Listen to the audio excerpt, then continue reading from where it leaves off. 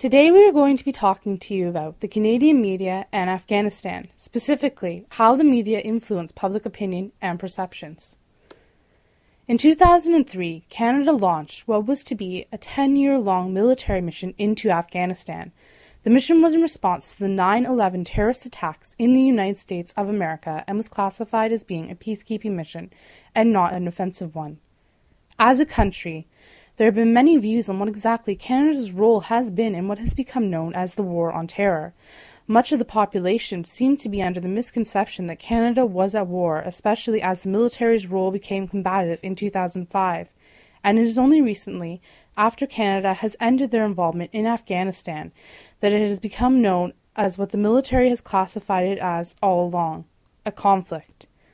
Throughout all these long years of conflict, a lifetime for many people, there has been one thing that has shaped our perceptions and informed us on what exactly was occurring and is still occurring in Afghanistan. This source is the media, both international and national. The Canadian media has always seemed to operate on the press theory of social responsibility, or perhaps some libertarian views thrown in for good measure. Whenever something, at least on a large scale, occurs in the country or even in the world, the Canadian media has done its best to present the story to their viewers and readers, to inform them of what the truth is of what is going on. The conflict in Afghanistan was to be no different. The Canadian public needed to know what was happening with their troops and why it was happening. They needed to understand Canada's involvement in the conflict and what had caused the government to involve the country in a war that was started by the United States and, in the view of some, should have stayed between the United States and those who had propagated the disasters of 9/11. The Canadian media set forth to do their job, but in doing so they influenced the perspectives and public opinion on Canada's involvement in Afghanistan. It remains to be seen if this was done deliberately, in order to influence public sentiment and to allow the country to look good whilst involved in a conflict they did not first perpetuate, as is done through the development press theory. What is clear is that the perception of the Canadian people was influenced. The question then is, how did the media influence public opinion and perspectives on Canada's involvement? In order to find the answer to this, it is necessary to delve into some research. According to a report about public opinion issued by the Canadian military and written by Lane Anker, public support for Canadian rules internationally has been largely rooted in our country's history of peacekeeping. Anker says that many Canadians regard peacekeeping missions as the most positive contribution Canada can make to the world. Public opinion is the collective expression of opinion of a population at a particular point in time. It is driven on a personal level and largely by self-interest on the part of those involved. All this means, according to Anker, is that if an individual can and will be affected by the outcome of an issue, they will be more invested in it. In order for a well-rounded opinion to be formed, one must have all the facts. This, however, does not always occur, and as Anker says, it is therefore suggested that some Canadians do not support the operation in Afghanistan on the basis that it does not mesh with their understanding of what peacekeeping entails. They prefer the more traditional and less dangerous role of trying to keep two conflicting sides under the UN banner. Given this type of operation is, for the most part, a remnant of the past, it is apparent that this popular viewpoint does not concur with current realities. Although public perception evolves gradually, the deployment to Afghanistan might be part of a coming-of-age process, according to Anker, where Canadians are therefore compelled to come to the realization of how much the Canadian military role has evolved or has been restored, and will determine what they really expect and want from the military and what they really see as Canada's role in the world. A further military perspective from Lieutenant General Andrew Leslie, Peter Gurewski, and Lieutenant Colonel Michael Rostek, in their paper entitled Developing a Comprehensive Approach to Canadian Forces Operations, they say that public perception is an important tool when executing any operation. It is, according to the writers, essential to constructively engage the viewers and reactions of the public, both domestic and international, as well as the media, as an operation unfolds. The military, in essence, views the media as a tool with which they can shape the overall design of an operation. The military realizes that the media is always going to be reporting on the outcomes of any operation that they conduct or anything to do with the Government of Canada. As this is the case, using the media as allies and in doing so presenting information to the public, will help overall gains of any operation. This theme of public perception being used or influenced is continued in an article written for Rabble by journalist and poet David J. Klemenga entitled Canada's Media Narrative of the Afghan War Suspiciously Fairy Tale-like. According to Klemenga, the journalists writing and or presenting these reports or articles know that they are not presenting the whole truth of the matter, and that what they write or present will influence public perception. This, he writes, is due to the influence of the Canadian government, who wants the public to gain a certain picture which, as Leslie et al. Said, will help in the justification of the execution of military operations. He claims that everything that the media presents that has to do with the Afghan war or conflict can only serve to further some agenda, probably that of the government. News articles, he says, that tell you differently or that claim Canada's involvement in this tragic conflict has now ended, are designed to advance a political program that has its roots closer to home than in the high dusty mountains of the Hindu Kush. In their article, Discourse of Dehumanization, Enemy Construction and Canadian Media Complicity in the Framing of the War on Terror, authors Aaron Stutter and Deborah Wills look at how the Canadian newspapers create this identity of an enemy with Afghanistan and Iraq through the words, pictures, and headlines they use. The main viewpoint is that these newspapers frame the enemy in particular ways so that they look like they are worthless of life, savage, and inhuman, which creates an unsympathetic view towards them in such instances as major altercations, such as bombings or deaths of the Taliban soldiers or civilians. These Canadian headlines are consciously made on purpose to portray Arab and Muslim soldiers and civilians as animals, insects, and diseases. Writers use dehumanizing metaphors to compare the enemy with animalistic meanings. For instance, headlines have referred the enemy as prey, the pursuit of an enemy as a hunt, and the imprisonment of an enemy as caging.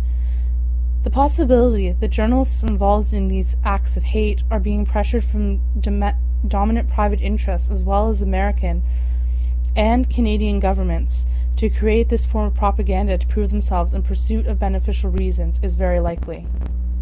Further research has been done into this, but for the purposes of time, this serves as the condensed version. This research, previously mentioned, then leads us to a question. How did the media influence public opinion and the perspectives on Canada's involvement in Afghanistan? As well, we have explored where exactly Canadian media fit in terms of media coverage of the conflict in Afghanistan, and tried to answer the lesser, although just as important question of is the Canadian media, from a globalization perspective, operating on a press theory of social responsibility in its reporting, or were reports spun to allow us, as a nation involved in a conflict we did not first perpetuate, to look good, as is done through the development press theory? In order to accomplish this, we have analyzed 6 articles from the CBC, the Toronto Star, and the Globe and Mail. The articles encompass the full time of Canada's involvement in Afghanistan and give us a broader picture of how that time was covered by media organizations. The first article is from the CBC and is entitled, Canada Hands Over Kandahar Battle to U.S. This article discusses the end of the Canadian Forces' full and active involvement in Afghanistan and the beginning of the withdrawal starting in July of 2011. This headline itself enforces a perspective in the audience who will read it, a perspective that we as a country are at war through the use of the word battle. This implies there is something hard fought for, something dire, and of direct consequence. There are also key words here that are meant to persuade, such as Canada's Desert War, which implies to the reader that we as a country are at war. Kandahar Battlefield also implies this, creating a picture for the reader of a bloody carnage not unlike that of the World Wars.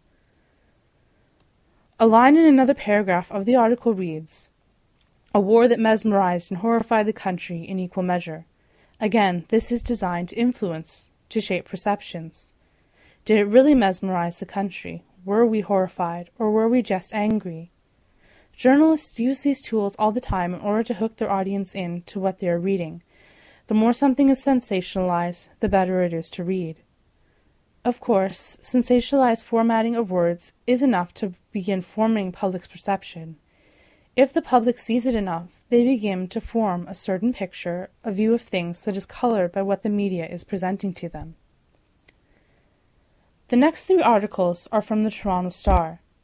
The first article in the Toronto Star is from early in the conflict in Afghanistan in 2002, before Canada had really established a role in the so-called War on Terror. It is a feature story implementing the human element about the soldiers who were killed and who were wounded as a result of American fire on Canadian soldiers. It was entitled, "The Bomb That Shook a Country." The headline, like that of the CBC article from 9 years later, is meant to shape a picture. They are implying that this tragedy has completely unsettled the country as a whole, and while it very well could have, and in fact did, it is articles and news stories like this that cause the public to begin to feel shaken up. It is journalists who are, by imparting the news in whatever style they choose, with whatever spin they want, shaping the perception that the country is shaken. It is meant to engender feeling and gives the perception that the cost of war must be faced. Because it is an early article about Canada's involvement in Afghanistan, the tone is not as neutral as later articles may be. The second article from the Toronto Star was entitled, "Soldier 21 Returns to St. Clair River Town." This article from the Toronto Star is from the middle of the Afghanistan conflict in 2006 and is about a young soldier who was killed in the course of duty. The article creates a picture of despair and sacrifice, which is what would be ideal for the public to see. It shows that a community can come together and support others in times of need, which is exactly what was called for the whole country to do. The third Toronto Star article, entitled, "We Can't Eliminate the Danger in Afghanistan, Harper," reflects Canadian Prime Minister Stephen Harper's view of the Canadian military's additional 3-year training mission within Afghanistan. This article is attempting to educate its readers that despite Harper's decision to keep the Canadian troops in Afghanistan for 3 more years with other goals in mind, specifically training, there will still be some form of combat within. Overall, the article is fairly neutral in tone, but it is in this neutrality that it is persuasive and meant to shape perceptions. By seeming to attempt to educate the public on the government's plans, the article is shaping this perception that the public is informed about why Canada must stay in Afghanistan, truly informed, and not just speculating. The last 2 articles are from the Globe and Mail. The first is entitled, "The Truth About Canada's Afghan Training Mission." In this article from the Globe and Mail, authors Michael Byers and Stuart Webb talk about the end result of Canada leaving Afghanistan once the 3-year training mission is over. Overall, again, the tone is pretty neutral, although the writers do come across as a bit patronizing in their address to readers. They also seem to have injected some of their own biases into what they were reporting on, which only lends itself to more perception shaping. The last article, entitled "Deadly Day in Afghanistan Sees Reporter and 4 Soldiers Slain," talks about the aftermath of a roadside bomb that killed 4 Canadian soldiers and a Canadian journalist on the battleground of Kandahar City. This attack was one of the deadliest attacks on the Canadian troops since the mission started in 2002. This was also the first death of a Canadian journalist inside the military's media program for the country. The point of this article is to showcase how dangerous it really is in Afghanistan and that the job description for a journalist includes risking their life while in such a place as a war zone. Also, with the death of the journalist, wide repercussions may occur that could affect the war in Afghanistan, which involves Canadians' military and the journalists. This article continues with a fairly neutral tone, and unlike the other Globe and Mail article analyzed, there does not seem to be any biases injected into the reporting. Rather, the story is reported with the facts and very little sensationalism. There seems to be no outright and obvious tactics to influence perception, but this seems to be the exception and not the rule. Based on these analyses, the answer as to whether Canada's media influence the public's perspectives on Canada's involvement in Afghanistan is most certainly a yes. As Anchor said in his article, it is essential that the public be informed and understand what exactly it is that is happening, and only then can true support be given. For all intents and purposes, it would seem that that is what the journalists writing these articles did. They informed the public of what was happening with their military in Afghanistan. What must be taken into account is that the public as a whole first initially understood what was happening. As Leslie et al. Posed, the media is a tool to get the public on the side of a cause. Of course, this can backfire and a perception of unfavorability can be formed. From all the research examined so far, that would seem to be what has happened. After analyzing the 6 articles, it can be concluded that the Canadian media was acting on a theory of social responsibility in their reporting. Even though the ways in which the articles were written could be construed as persuasive, the journalists involved with writing the articles truly seem to be trying to write about the issues as responsibly and unbiased as they can. They are informing the public what has occurred, even if some of the articles come across as a bit sensationalized. The media is a force for change. It is a source of information that everyone looks to. In times of strife or of war, a country depends on their media systems to give them the unfettered truth, to report on what has occurred, to whom, when, and why. In order to do this, news organizations may insert their own perceptions and use sensationalized tactics to get the information across. If the public is not well informed of the initial causes and all sides of a situation, they cannot form a true perception of what is really happening. It is only looking back at the larger picture when the true scope of things comes out, and in the process, a new set of perceptions is formed.